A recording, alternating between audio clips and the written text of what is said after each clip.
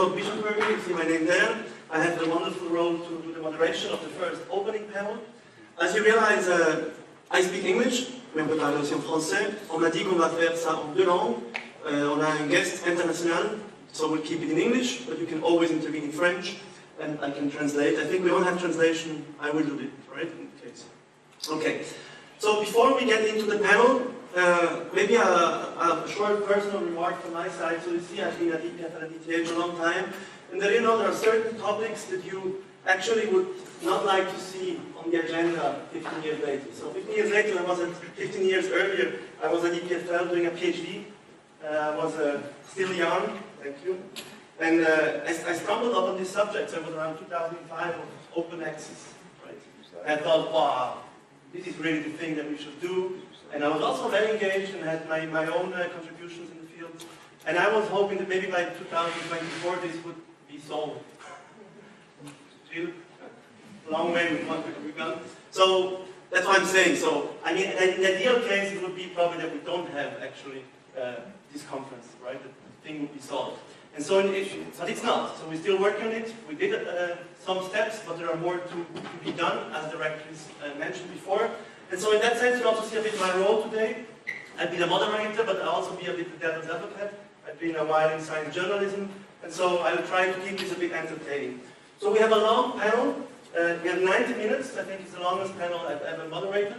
And so I'll try to split this panel into a few parts, and we'll first look a bit into things that you probably already all know, but maybe not. How did we actually get here? What happened? What went wrong? Then what is meant by open access, all different models, of course, but also what are the current challenges, and then, of course, quite immediately also come to policy, institutional aspects, where you are more expert than me. And so I guide you as we go. You're always welcome to ask questions anytime. If not, I'll definitely ping you at the end, so I'll open for the audience towards the end. Good? Okay, with this I would like to welcome our panelists on stage, and then I introduce you. First, maybe come up. And so I saw three of you already for sure here. Four. Good. So I'd like to introduce you. You hear me? Good enough? Yes. Then you give it to me. Hello, welcome. Very nice to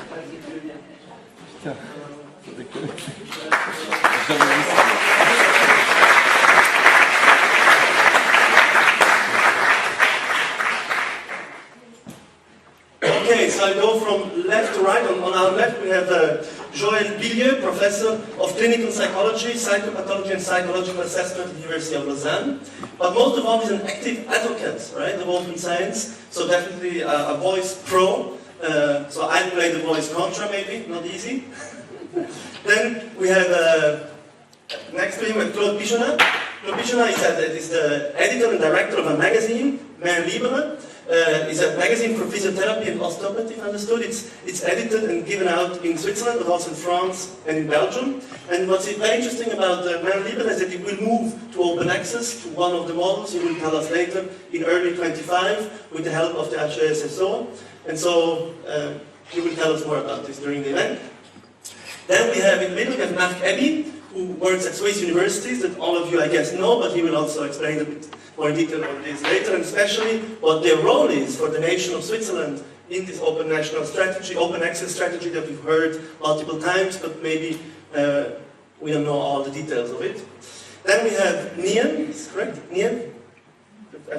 Niamh O'Connor? It's Niamh. It's Niamh, right? Oh, you just told me. Okay, perfect, thanks. So Niamh O'Connor, who's the managing editor at PLOS, the Public Library of Open Science, a pioneer in the field, a non-profit open access journal started quite a while ago. We'll come back to that, 2001 if I'm not mistaken. So a long time ago, as I said, I was still a student. So you'll tell us about back also maybe the beginnings. And then on the far right, last but not least, we have Alain Corta. Nice to meet you. And he's a historian and co-president of the Swiss Association of Humanities and Social Sciences, so bringing the aspect of the social sciences as well.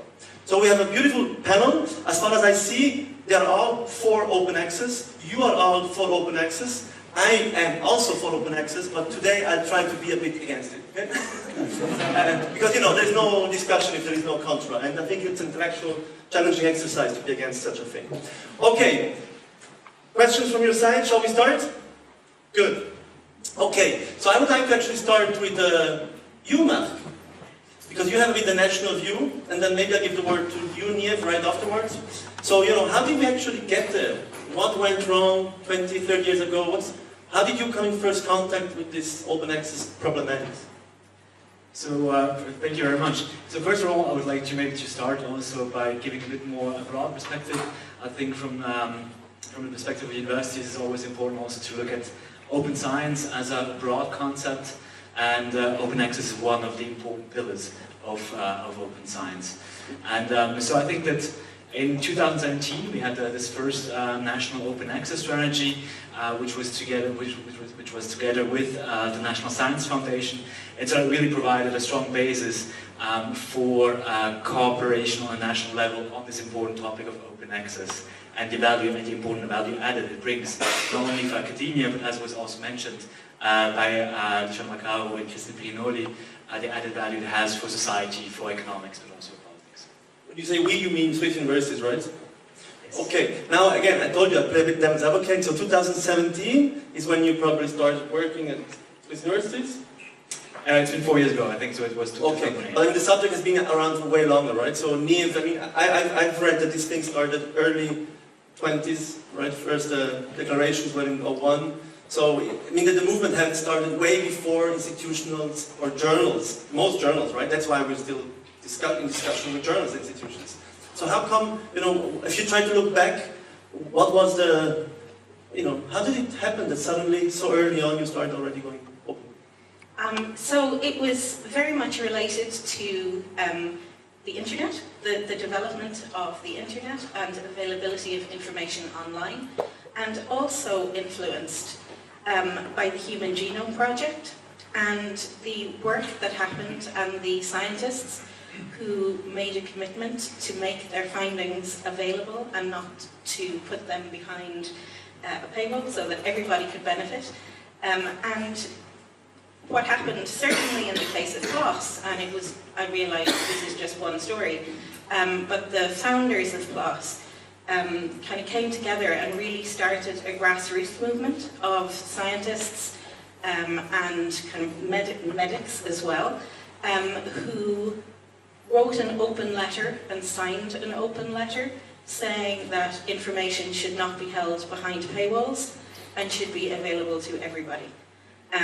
So commenting on what you're asking about, what's happened in the meantime, it's interesting because earlier this year I went back to look at exactly this question, and I think one of the things that has happened is, in the beginning, the open access movement was really a movement of scientists and researchers wanting to change the system and wanting to change how research was done.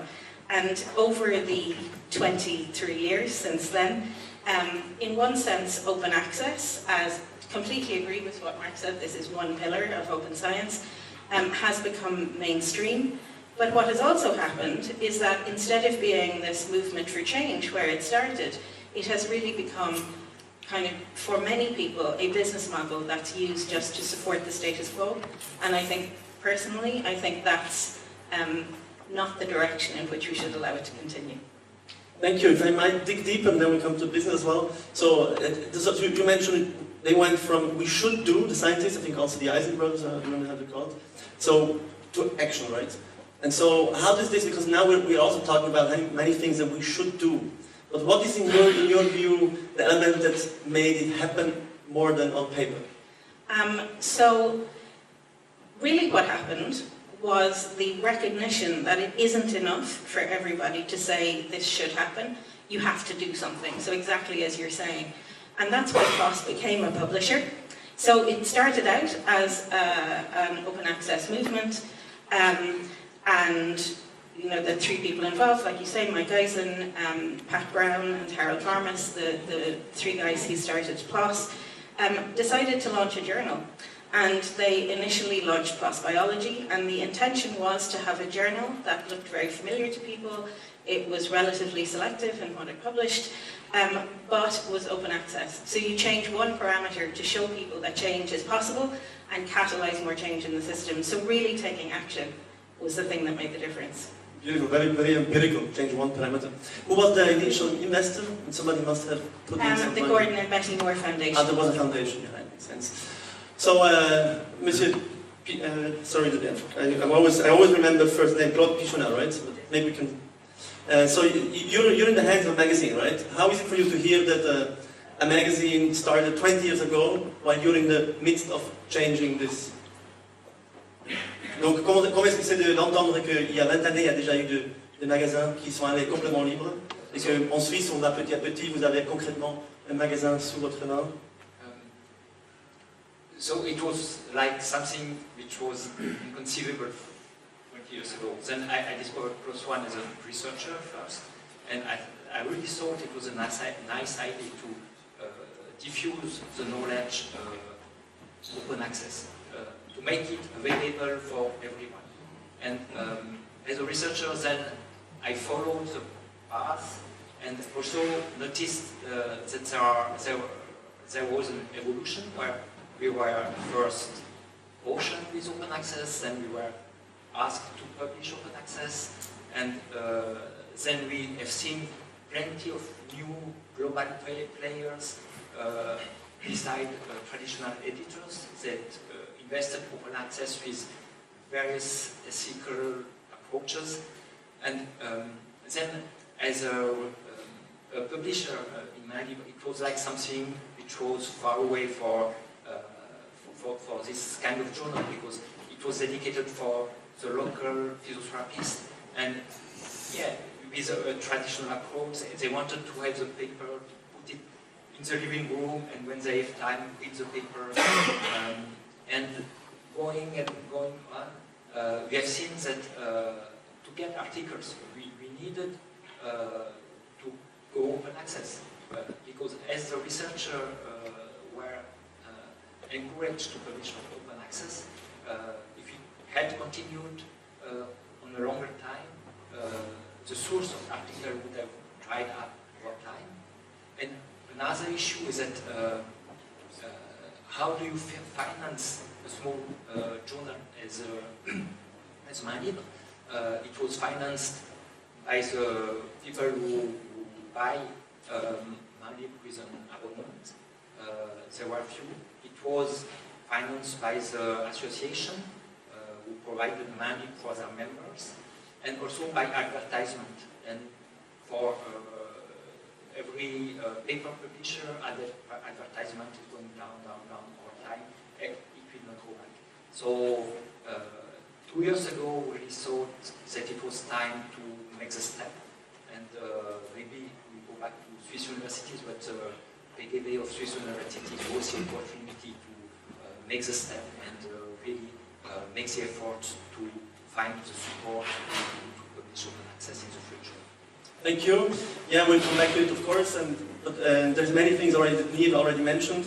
So, Plus, maybe to give you the word also, Mr. Kopta, the Plus is started as biology, you mentioned, right? It was in life sciences, they changed one parameter, very empirical. You are in the social and human sciences. How do you perceive this bold movement in 2001? I am sorry, I will speak in French, yes, because my English is too bad. Ce que j'aimerais dire en premier lieu, c'est que les sciences sociales et humaines se distinguent beaucoup des sciences. Si on regarde le paysage des revues en Suisse, il y a une étude qui est financée par Swiss Universities qui est en cours. Il y a plus de 1000 revues en sciences humaines et sociales et professionnelles ou semi-professionnelles qui tendent à avoir des chercheurs qui publient dedans.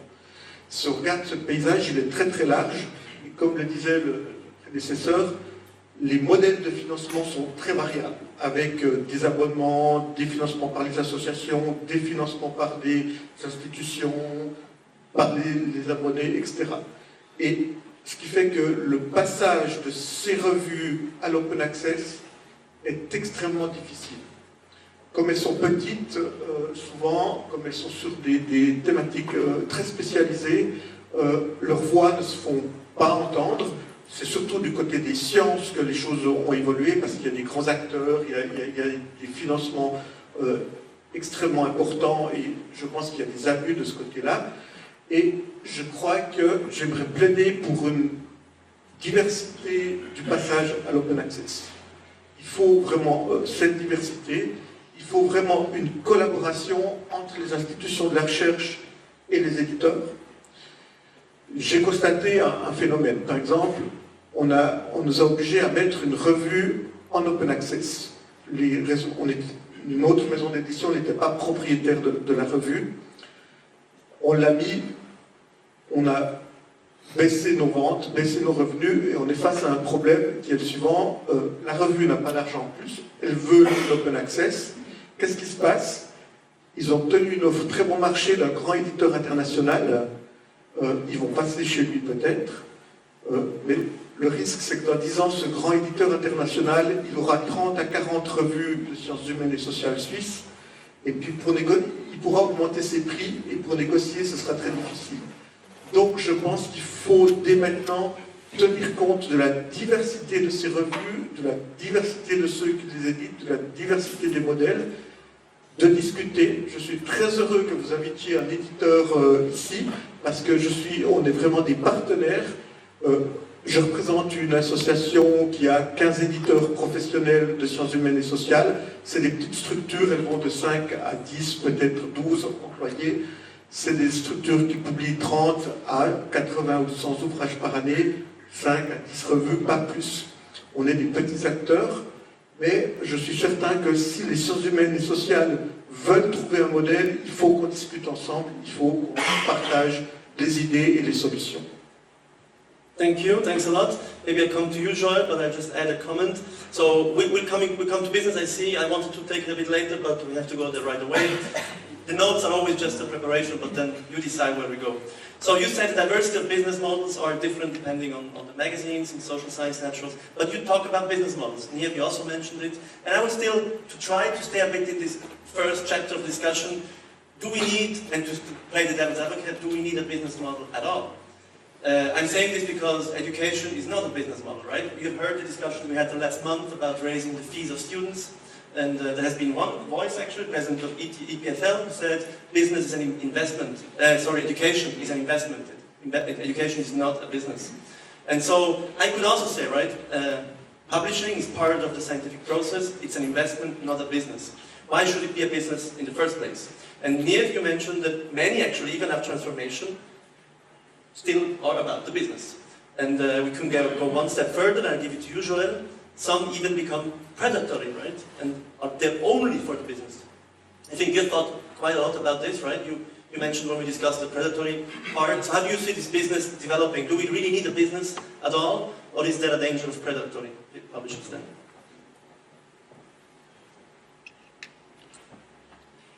Yeah, oh, it's okay. Sorry, I want my glasses. So thanks. Even if it's clear for everybody, we need to know that, of course, open access is not open science. Perhaps it's super obvious, but we need to all be on the same page regarding that. And open access is the very first or very minimum level, I would say, of open science. So I will speak here as a researcher and the teacher. So when I started with the PhD, so it was like 15 years ago, when we came to open access, it was something that was very costly and basically there are some wrong ideas and like, okay, so you are not able to publish your findings. If you have money, basically you can find an open access journal and go for it. And then 2011, I think it was the first time I have been really confronted to these open access and open science issues. It's in my field, I am a psychologist, there has been a big issue with the replication crisis. So basically, experimental effect that we were all teaching in bachelor and which were present in all the books and books in social psychology and experimental psychology have not replicated. And then a lot of papers have been retracted and stuff. So that was a bit how I came to be interested in open science. what I have seen in the last years, and I think it's a very important point, is an instrumentalization of open science by some publishers. And typically those publishers were not really interested in the other open science practices, typically open data, open codes, open material, pre-registration, those kinds of things. And I don't know if I can say it here, but there are at least two famous Swiss publishers that are very good into that. And I guess you have all heard about, for example, the special issue problems, the fact that the National Fund of Scientific Research here, given problems we have been faced with the last 10 years, have decided to no more finance paper on special issues. And this is typically because a publisher like NTPI, which is a Swiss publisher, has had a very aggressive business model. They contact people for editing special issue. I have been contacted, I say yes, I will do that. And then I have realized I have no control at all on the process, so I have quit. And still, what I have done has been used. So it's very problematic things. And to give you just an idea, and I will stop with that for the moment, there has been investigation into how function those kind of publishers. And if you take the case of the MTPI journal, the median time from submission to acceptance is 37 days, which is totally crazy. And if you compare to PLOS Family Journal, I have to check my notes, of course, it's 200 days. And this is available numbers, they have been published in Science and last year. So you can see here that part of the system, the publisher, are really into making money on the shoulders of scientists and other people. And this is also open science for them, but actually this is not. No, but it's very good you mentioned this, and I think, yes, we should talk about this joint here. I mean, if not here, where else, right? Because this is a crowd that is reflecting upon this. So if I understand you correctly, you're saying the incentives given by, for example, Swiss National Science Foundation have been misused by certain publishers also to publish more, right? I think a lot of public money from different bodies have been used for publishing journals which have not undergone a rigorous peer review process. And in some cases, people choose them because it's more easy, of course, but in most cases, researchers are also the victim of those journals, and we need more education about how to identify these approaches, and this should be part of the PhD training and stuff. So this is not, this is about a lot, because they have real impact factors. Now the things is, I won't speak about impact factor because it's not a good metric, we agree, but this is still a metric that will attract people. And yes, if you look at what happened in the last years, some of these journals have been delisted. So they lost their impact factor because some problems have been identified with these publishers. And it was not the worst, but some of the things that have been identified resulted into that. And in some countries now, when we assess research output of people, we are asked to no more count those kind of journals. And the first victims are the students, the researchers, and we need to be careful about that. Thanks. I should have accepted this special invitation that came a few months ago. Okay, jokes apart. So please, just as a note, you're anytime welcome to intervene. It's a panel. Don't wait for me to give you the word. I will give it to you. So Nia, if I see you want to add something, please do. Yeah, so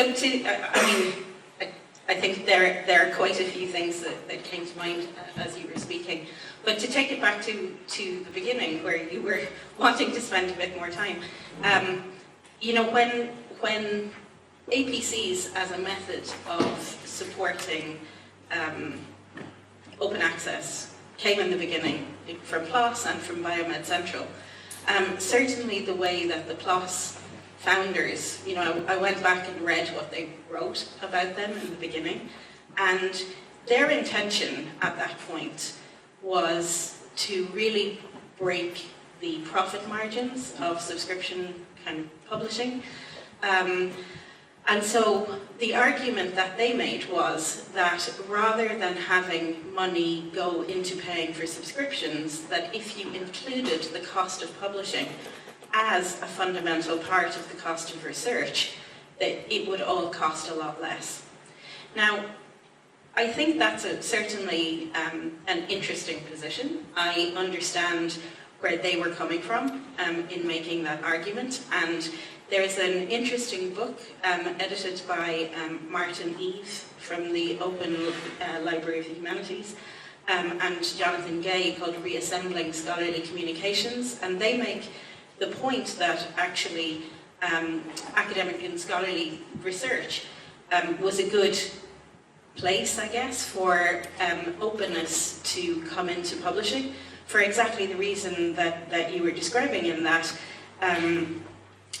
it's about education should be freely available to everyone, and researchers are not dependent on kind of the sale of their publications in order to support their careers. I realise there is a whole other conversation we could have about this, but happy to come back to that if you'd like to. But this was the position of saying, openness is how we should be approaching the output of research. But I think what has happened really is that, for a start, while it was very well intentioned, that original position, I think it was seeing the whole ecosystem from the perspective of very well-off American universities, and perhaps seeing the world as it looked from California, rather than seeing how the world looks from lots of different perspectives. So that's just something we've learned in 20 years. It's more complicated, which often happens with an experiment, right? It's more complicated than we think. But I think also it is very important that we all consider the incentives, and none of us is completely free of incentive in this system. But I do really think that it is important that we consider the incentive that has been created by having any kind of per unit payment associated with publishing, where there is an incentive then to drive the publication of more and more units that can make money. And it also ties into kind of the incentives that can apply for some researchers, at least, in kind of their career assessment, in kind of how many things have you published, how much evidence do you have, and the kind of metrics that we use. And personally, I think a transition from focusing not only on open access, but to open science more broadly, gives us a real opportunity to rethink how some of this works. Can't promise that there won't be some unintended consequences, because I don't think we can ever promise that, but I think we can certainly try and do better in this round. So if I understand you correctly, thank you, you say it's more complicated than that, so meaning it's good to have incentives, but at the same time we need journals like PLOS, who are maybe a bit more about the per unit and content, and not only for the margin. I mean, personally, I think it's very important that we reclaim the position that publishing is an integral part of the research process.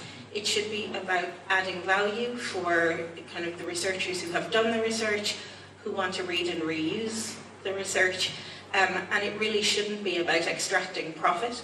I will say in this, I think there is a kind of interesting question about the role of publishers. You might not be surprised to hear me say I think there is an important role for publishers. I think there is an important role for publishers who are embedded in the community and very connected with it, but have some degree of independence also, so that we can actually make assessments and make the best decisions for kind of how to share research, but very much in a collaborative way, and certainly not looking to maximize profit from that. Thanks a lot. Martin, yes, I want to just come to you. Perfect, if you want to react even better.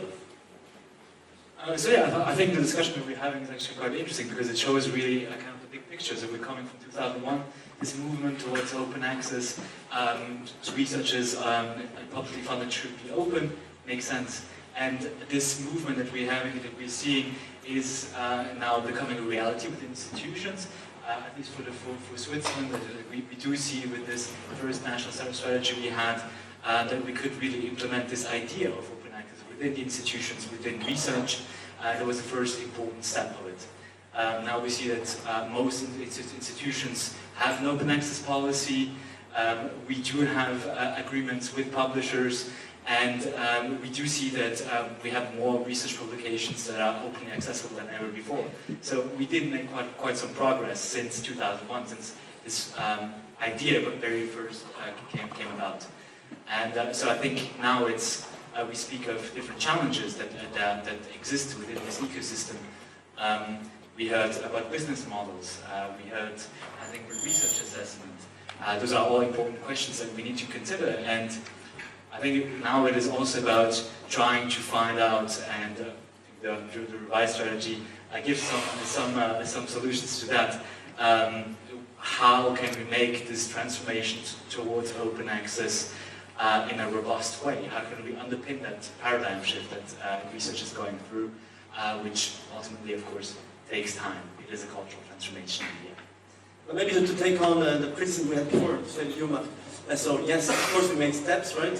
But we heard also some of these incentives went maybe to the wrong publishers. We have one of the most successful in the country. You mentioned it. I think it's Frontiers. I say it if you don't say it. And MDPI, perfect. No, it's good to stay, right? Switzerland. We're a critical country. We can be critical of ourselves. So the money is not, more does not mean only better. Science is of course growing around the world.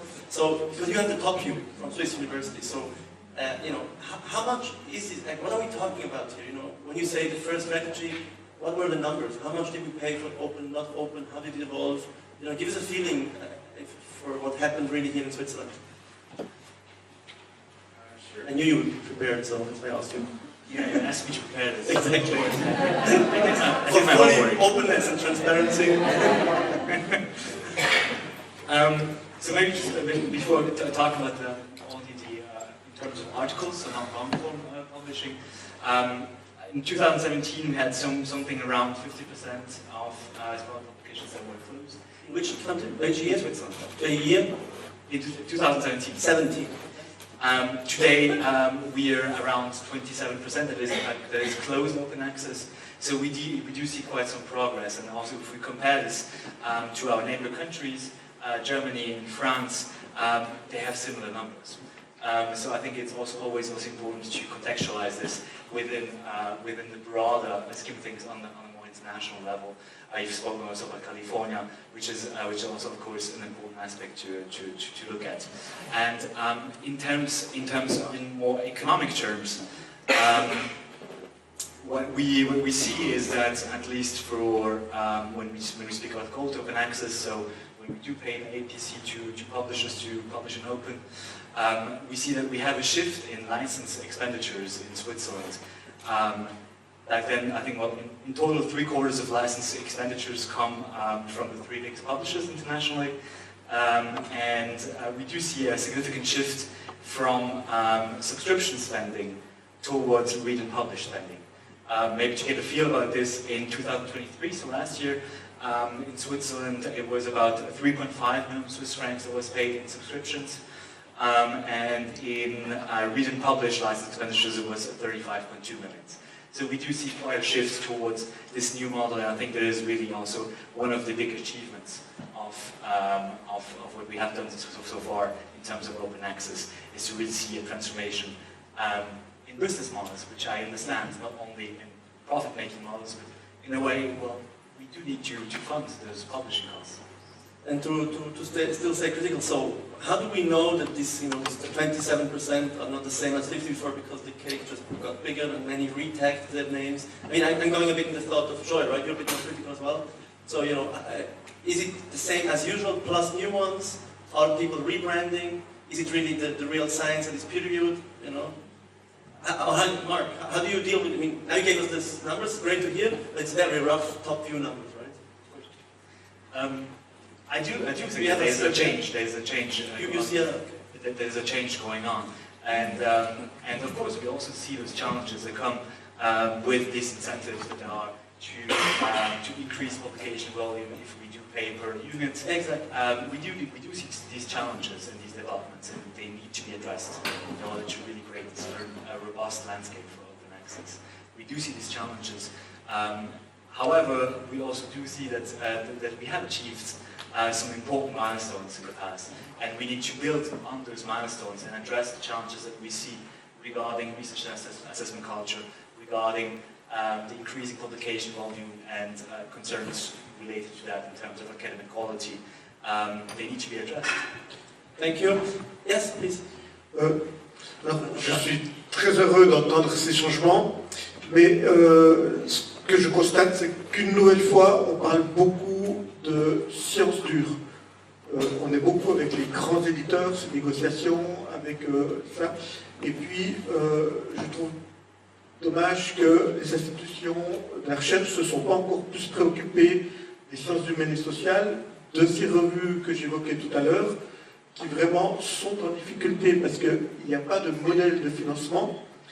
Pour ces revues, par exemple, c'est très difficile de faire une demande pour publier un article, parce que les conditions, par exemple, du Fonds national font en sorte qu'on élimine actuellement les gens.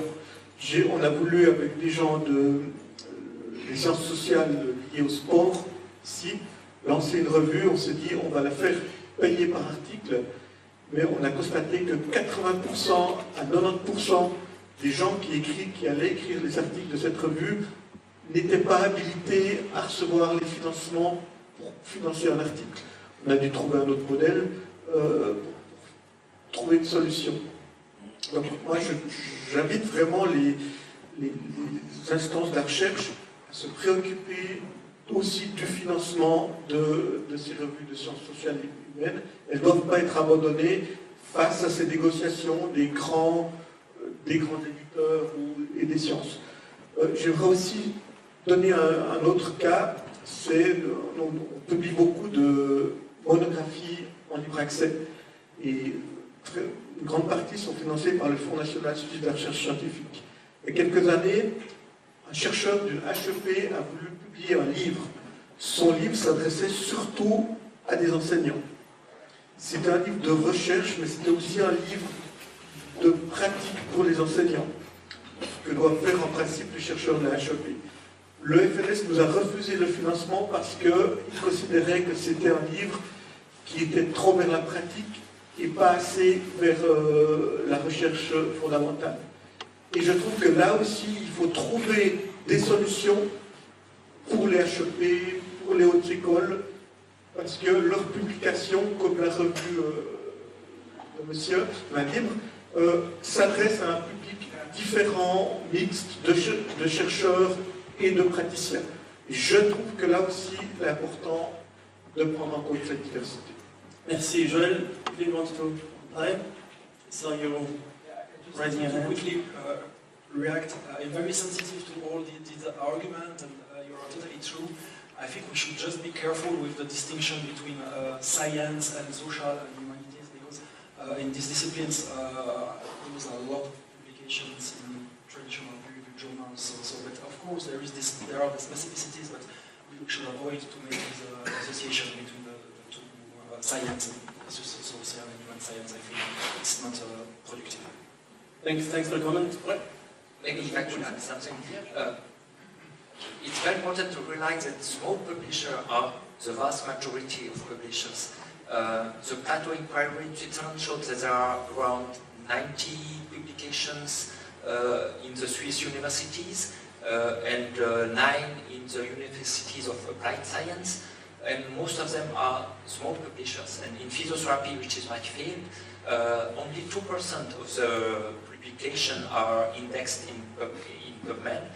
So 98% of publications, which is around 120 journals over the world, are small publications like MyLib, and nobody will pay to publish in MyLib. It's the model that doesn't work. So we are, maybe it's a good thing, but we have to publish Diamond, using the Diamond type of publication, where it's free for the author, it's free for the reader, but we have to have some supports either from the academics or from professional associations or organizing events. And this is very important to have the academic support, not to be assimilated to predatory journals. Because if we try to get in contact with a researcher and he doesn't know us, if we don't have the support of an academic player, we are assimilated to a predatory journal. But even if you are small, you are peer-reviewed and you are serious. So being small and peer-reviewed and a local journal doesn't mean that So we have really to differentiate to make the difference. Absolutely. Thanks a lot. And maybe we also have to differentiate, and I don't want to talk about this here, but of course it has been mentioned website. I mean, the whole thing is all to do, you mentioned it, with digital transformation. We have publishers, small publishers, also in non-academic fields, have a hard time. And I guess the business model for small publishers become harder anyway, even if you publish sports, right? So, okay. But this said, you have the luck to have support, right? To go Diamond, generally. Tell us more why you choose Diamond, how did the collaboration with the HES-SO, how did this come along? Were you 2 years ago at the board meeting and said we have no money anymore with Manlieben, we need to get money? Or was it convinced from the cultural change that we need to go there? So, you have seen that we couldn't go further like this. But actually, fortunately for us, the financial situation of Manlieben was healthy and has always been healthy. It was just a projection in the future that showed that we couldn't go on like this. And so the previous redactor-in-chief was going to retire soon, so we had to find a new way of continuing. And fortunately for us, there was the PGB, so the call for the project's Open Access project of Swiss universities, but we were not supported by an academic player, so that's why we, even if I was already working in the University of Applied Science of Western Switzerland, we had to formalize a connection with the University of Applied Science. And this was possible because also of the opportunity for us to get in touch with an academic player, and also the interest of the academic player for the knowledge transfer or even knowledge exchange with the professionals. So this is a strategical goal of the University of Applied Science. So we came at the right time with also the support of potential support of Swiss universities. Then the University of Applied Science is a network of schools with different professions and so on. So even in this university, not everyone knows Manlieben. So it was also very important to get the support of Swiss universities. So we applied and we got the support to reassure the various directions that we were serious enough to be endorsed by Swiss universities, and then the connection was made, and it's how it worked. Diamond was the only way, just for the simple reason that I said before. Nobody would pay to publish with us because they won't get the support of the school. Also because we also are the good place for non-experienced researchers to publish, or we also promote master's thesis or student works of good quality, and it's really a challenge for these newcomers to improve the quality to the level of publication, because having a good master thesis doesn't mean that it's a good quality article. And so we have this role of promoting the next generation of researchers also. Thank you. Joel, you wanted to react? But they don't have money. Very quickly, another advantage is that if you go Diamond, you will never be identified as a predatory journal, of course, because it's free.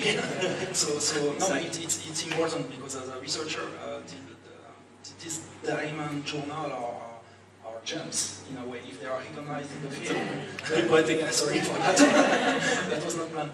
And because if they are recognized by the peers and you can publish open access for free in them, it's very. Very good point.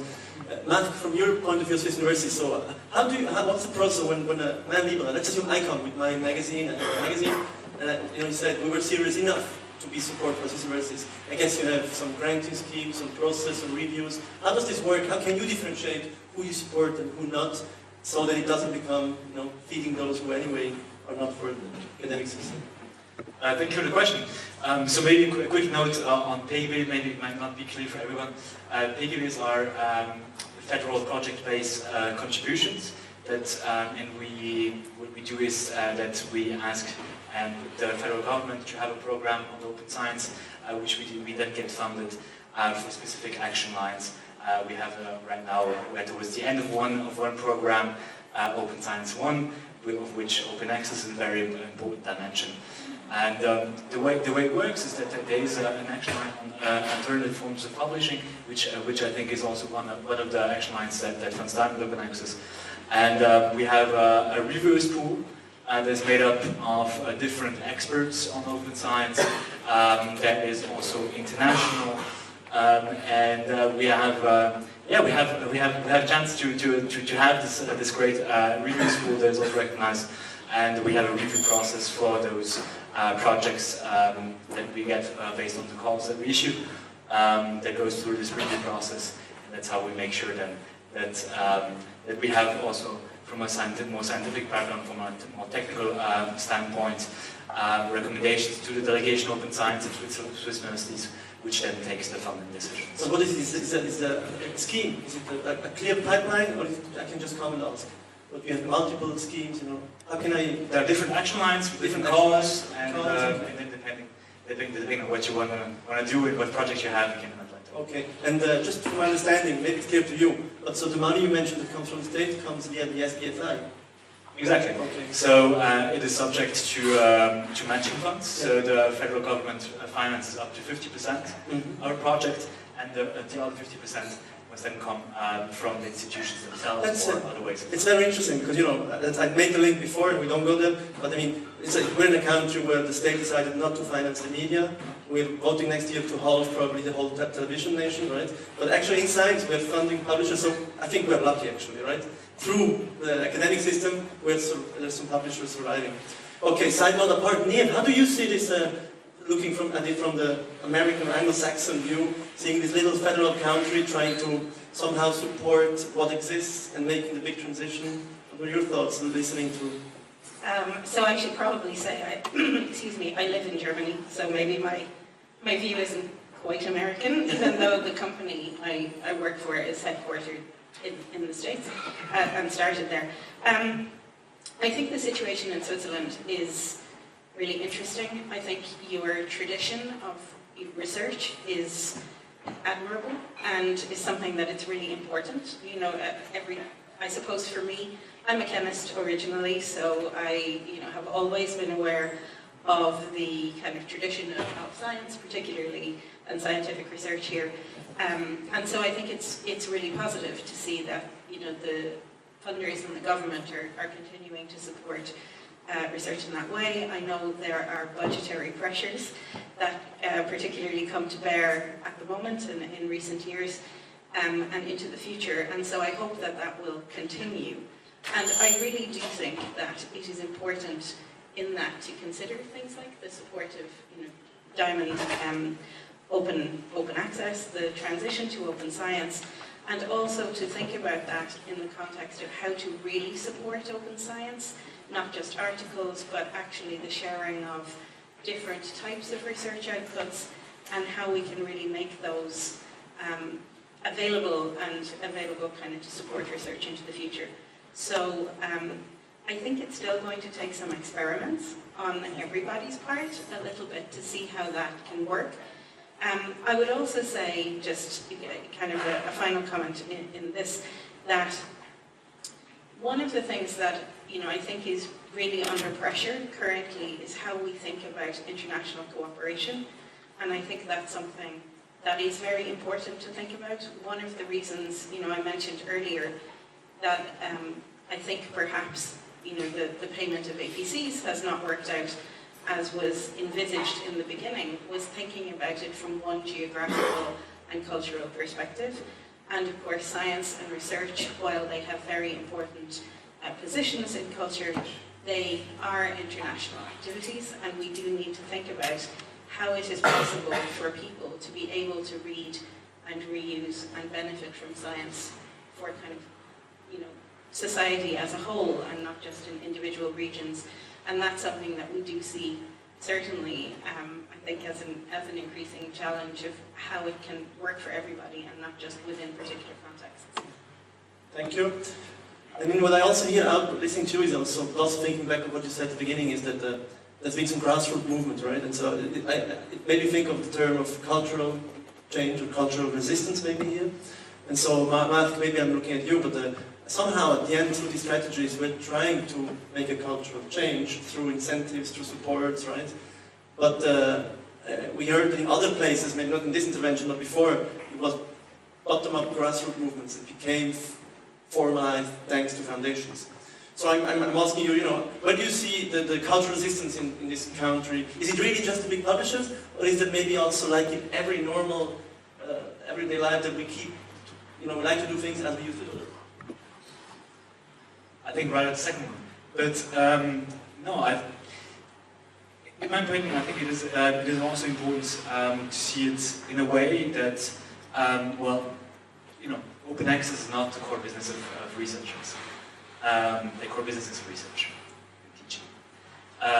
And therefore, that is also the stance that the revised strategy takes, is that we also have to create the correct frameworks in terms of systemic framework conditions at the institutions, but also on the side from service providers and publishers, to sort of bring open access to the researchers and make that possible for them. Of course, there's a financial aspect to it. There's also a cultural aspect to it. We heard of a research assessment, and I think those are all framework conditions that we need to look at, and that's also the stance the revised strategy takes on. And in order to address the current challenges that we do see within the landscape, and then in the end bring the open access to the researchers themselves. Thank you. Niamh, you direct? Yeah, just 2 comments on the culture change aspect, because I completely agree that a move to open science is really about changing culture. And I think in that it's very important that we think about what are the things that are actually useful in research, and rather than thinking about the thing that's really important and the value that comes from this is the sharing of an article. And I absolutely recognise in saying this that it's very different in humanities, particularly in social sciences. The position of the article and the expression of the research as written is very different in different subjects. But certainly within kind of natural sciences, I think it is very important that we think about all of the outputs being appropriate to the research. So people should be sharing the thing that is the most appropriate output, rather than everything having to be forced into being the shape of an article. Also, just something on culture that I have found very interesting recently, and as I describe this, it is something in English, so I apologize, but there is a series, a very short podcast series I was listening to recently, made by the BBC in the UK, by the author Naomi Alderman, who makes the argument that we are currently in the third information crisis, and she describes an arc of history where we see real changes in how people communicate. She describes that initially with kind of people began to write things down, and there was a huge cultural transition from oral tradition to writing. A second one when printing came and people were able to read for themselves and actually own copies of books and religious texts, and the culture change that came with that. And now we see this transition to being able to access more information than certainly somebody of my age could have imagined when I was a child. And like, we can find more in a single day. than was easily available. And we have not yet worked out how to, best process that information. But I do think it is important that we don't think this is something we can go back on. We can't put it back in a box. And so I feel personally, and I think it's really important, that we think of this as there is more information available, there is more research data available. But this isn't about going back to a system that we used to have where we gatekeep and we decide, oh, I know you, so your research must be good, but these people over here, I'm not so sure about them. We need different signals of trust, and we all need to be able to work together to find a way to make this larger amount of information and this new era in which we live something where we can all process and benefit, and there is a lot more work for all of us to do to work out how to have that work really effectively. Thank you, Niamh. Yeah, definitely. It is always on the realm of digital transformation. You mentioned it very beautifully. But there's still one aspect. We can go back on the digital part. But on the business model, we could go back. So maybe coming back to also Mark, you said the sentence which made me think a bit, open access is not the core business of academia, right? And so, again, I could argue now the opposite, right? I could tell you, well, why did we give it out a few hundred years ago, right?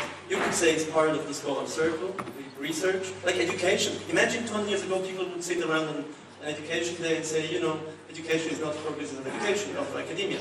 So there was a time, right, where Royal Society, Académiques, it was scholars, of course, gatekeepers closed, but the business was part of their research. So at some point in history, there was a bifurcation, and we gave out the business of reviewing, printing, sending out, which has costs, some minimal costs, absolutely, maybe not the ones big bundles, big publishers say, but so it could be actually. So I mean, we have some examples. Archive, right? 91. It's also publishing house. So why do you say open access is not part of the academic business? It could be. Of course, in that context, I think it's also important. Yes, it comes from history. There is this development, but today we are in a state where there is a very diverse landscape. We do institutions and researchers work together with different publishers from very different sizes, but not only from private publishers, but also from public ones. So institutional publishing, I think, is also something that is very much driven also at the European level, and it's something that we observe with great interest. And from the standpoint from the revised strategy, it does recognize this heterogeneous landscape, which is also based on the very heterogeneous needs that researchers and research communities have. Switzerland is multilingual, so we are not only publishing in English, but also in French, German, and Italian, and therefore it requires also a very diverse landscape. I think within that context, what is very important to consider is the systemic dependencies that we go into when we cooperate with different actors. And in the current state of the landscape, we do observe systemic dependencies, and I think it is important not to get into lock-in situations where research is dependent on one actor. Well, aren't we already? We are dependent on the big publishers. That's what I'm saying. So if I try to summarize right here, PLOS has been born by grassroots needs of two biologists, right? Eisen brothers and others in foundation. Diamond model was, and Gilles maybe correct me, was a mathematician, no? Who coined the diamond model. How's it called? The Fields medalist, right? And it came out also from academia as a need, the idea of diamonds. Archive, I mentioned it before, physicists were in need. So actually, it seems that there is some will inside the academic system indirectly to say, maybe we did something wrong a few years ago. Maybe we don't have to accept the status quo. So the question back to you as a state representative is, has there been a thought a bit more radical to say, we bring this back to us and we do maybe a platform, a Swiss platform, that is only there, you get peer reviews, and only there you get money from the National Science Foundation, of course, because it's linked to, only there you get careers, right? We all know it's linked to impact factors and careers and money at the end. So as long as these things are outsourced, they will always decide, right? And we will deal. But so taking back in what is really our business. So I'm just asking, so yeah, maybe I continue where I stopped my previous comment. So I stopped at systemic dependencies and lock-in situations that we do observe. What do we need to do then? We need to foster diversity. This is also one of the reasons why the strategy recognizes all kinds of way models and doesn't focus on one. And one of them is, of course, also diamond open access, which is in an increased emphasis in this revised version of the strategy. And in this matter, it is important to also develop solutions in promising areas such as diamond open access, but also green open access, which is also important for different kinds of publication formats.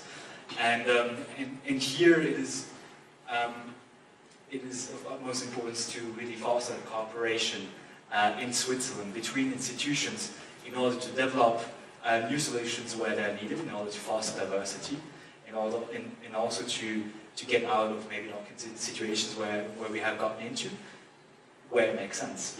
And of course then it is really a question of implementation to identify the areas where it actually makes sense to take back something into academia through diamond open access, for example. But at the same time, we also need to remain pragmatic. Today we are in the situation that we are in. We cannot change the whole system from one day to the other. And therefore it is also important to recognize that there are different models that we need to consider. We need to put emphasis on some models in some areas, depending on the publication formats, depending on the disciplines. But that is then a question of implementation. Thank you. I'm getting really excited, so I would like to open for the panel. I'm coming in 1 minute. Maybe one follow-up question, Max. So the strategy, because maybe everybody knows, but so what's in a nutshell now? You know, the changes that have been made in strategy. You know, what are we? Because we've mentioned many times now this strategy, but thinking of what to discuss, what does the strategy involve? Also, for example, in tackling getting out of a locked-in system. So, and I think I've mentioned this before, and it is an important aspect. So, with this revised strategy, we try to build on other achievements that have been achieved in the past, and considers the challenges and developments that we do see in the landscape. And by so doing, it underpins this transformation towards a robust open access landscape, and defines the frameworks that we need in order to make this possible.